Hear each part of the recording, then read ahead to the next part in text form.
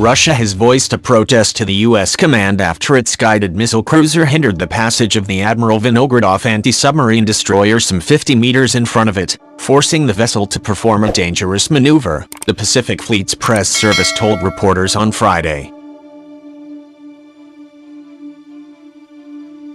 The incident occurred at 6:35 a.m. Moscow time in the southeastern part of the East China Sea, when a task force of the Russian Pacific Fleet and a U.S. carrier strike group were heading in parallel directions.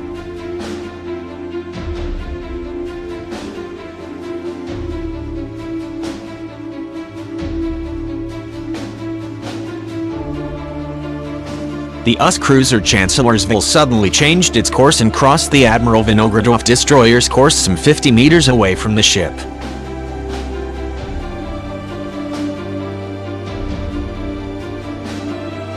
In order to prevent a collision, the Admiral Vinogradov's crew was forced to conduct an emergency maneuver, the press service said.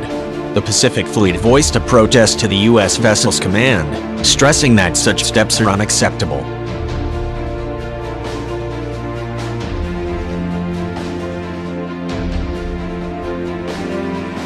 Large anti-submarine ships of Project 1155 are designed to fight adversary nuclear submarines in the ocean zone, ensure the operation of Russian submarines and protect surface warships.